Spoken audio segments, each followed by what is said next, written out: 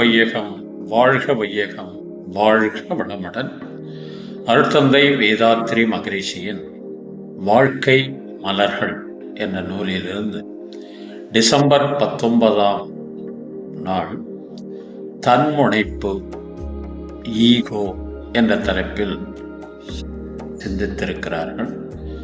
அதை நமக்கு பாடமாகவும் கொடுத்திருக்கிறார்கள்.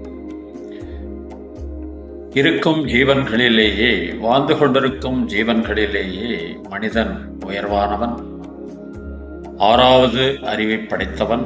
அதன் மூலமாக அவன் இறையாற்றலை உணர்ந்து கொள்ள வேண்டும். ஆனால் அந்த அறிவை கொண்டு தான் பெற்ற நிலைகளை செருக்காகவே நினைக்கின்றான். காரணம், அந்த பேராற்றலின் தன்மைகளை உணராமல் மயக்கத்தில் இருப்பதனால். அந்த ஆறாவது அறிவு போதிய வளர்ச்சி பெறாத காரணத்தினால் அது புலன் மயக்கங்களில் சிக்கி, புற கவர்ச்சிகளில் சிக்கி, உலக மயக்கங்களில் ஈடுபட்டு தன் நிலையை மறந்து தன் விருப்பத்திற்கு ஏற்ற மாதிரி என்னென்ன நினைக்கிறானோ அதன் மூலமாக என்ன நன்மைகள் வரும், தீமைகள் வரும் என்றெல்லாம் ஆராயாமல் செயல் புரிந்து கொண்டிருக்கிறான். அதன் மூலமாக அவனுடைய ஆறாவது அறிவு புலன் மயக்கத்தால் தன்முனைப்பாக தன்மாற்றம் பெறும் என்று சொல்வார்கள். அதாவது அனைத்தும் அவன் அருளால் தான் நடந்து கொண்டிருக்கின்றது என்பதை மறந்து, அனைத்தும் அவனால் தான் நடக்கிறது என்பதை மறந்து, தன்னால் தான் அனைத்து பெருமையும் நடந்து கொண்டிருக்கின்றது என்ற முனைப்பின் காரணமாக ஆறாவது அறிவு போதிய வளர்ச்சி பெறாமல் மயக்க நிலையில் ஈடுபட்டு, மயக்கத்தில் தடைப்பட்டு தன்முனைப்பாக அவனுடைய குணம் மாறுகிறது. ஆறாவது அறிவு தன்முனைப்பாக மாறுகிறது. அது போதிய வளர்ச்சி பெற்றால், குருவின் மூலமாக போதிய வளர்ச்சி பெற்றால் மறைபொருட்களான மனதை உணர்ந்து கொள்ளலாம், உயிரை உணர்ந்து கொள்ளலாம், இறையை உணர்ந்து கொள்ளலாம்.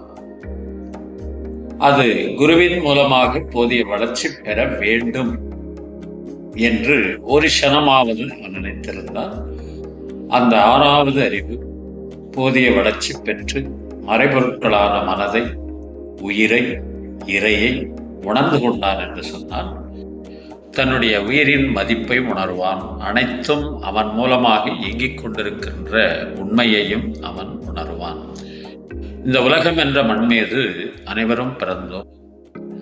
உயிர் காக்கும் காற்று ஒன்றே மூச்சு விடுவதற்கு, உள்ள சூரியனும் ஒன்றே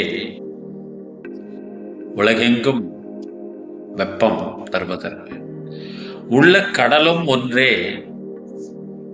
நீர் ஆவியாக மாறி மேகமாக மாற்றம் பெற்று மழையாக பொழிவதற்கும் கடல் ஒன்றே. இப்போது வாழ்ந்து கொண்டிருக்கின்ற மனித குலத்தில் யாராலும் இந்த ஒன்றையும் செய்து முடித்ததில்லை, செய்யவும் முடியாது. ஒருபடி மண்ணை நம்மால் செய்ய முடியுமா என்றால் முடியாது. ஒரு மரத்தை செய்ய முடியுமா, ஒரு கனியை செய்ய முடியுமா, மலரை செய்ய முடியுமா என்றால் பார்த்து ரசிக்க முடியும். ரசிப்பதற்கான கண்களும் இவனுடையதில்லை.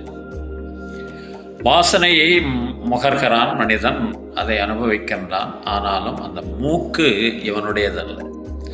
பலவிதமான சுவைகளை சுவைக்கின்றான். ஆனாலும் அவனுடைய நாக்கு இவனுடையதல்ல, எல்லாம் அவன் படைப்பு என்ற நிலையில் இந்த ஆறாவது அறிவு போதிய வளர்ச்சி பெறாத காரணத்தினால் தன்முனைப்பாக மாறி, அந்த தன்முனைப்புக்கு 2 குணம் உருவாகிறது. தான் என்ற அதிகாரப்பற்று, தனது என்ற பொருள் பற்று. இதன் மூலமாக அதிகாரப்பற்று என்றால் ஆண்களை குறிப்பதாகவும், பொருள் பற்று என்றால் பெண்களை குறிப்பதாகவும் அருட்தந்தை அவர்கள் வேடிக்கையாக குறிப்பிடுவதுண்டு. உண்மையும் அதுவே. அந்த 2 குணத்தின் மூலமாக பிறப்பது 6 தீய குணங்கள்.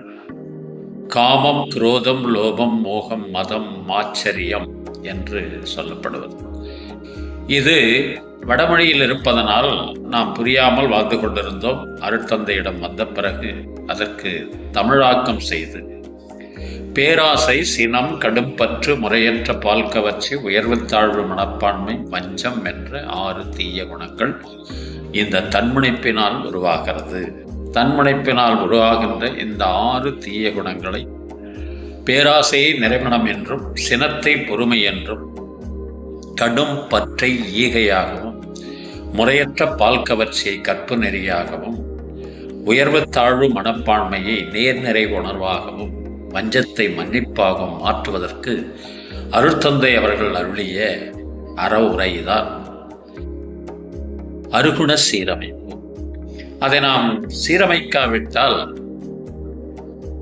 இந்த டி நகர்லாம் போனீங்கன்னா ஒரு டிஷர்ட் வாங்கினா 2 டிஷர்ட் ஃப்ரீன்னு சொல்லுவான். 1 வாங்கினால் 2 இலவசம் என்றால் மக்கள் போய் அலைமோதி அதை வாங்கி கொண்டு வருவார்கள். அது ஒரே மாதத்தில் கிழிந்து போனாலும் பரவாயில்லை, அலைவானமாக.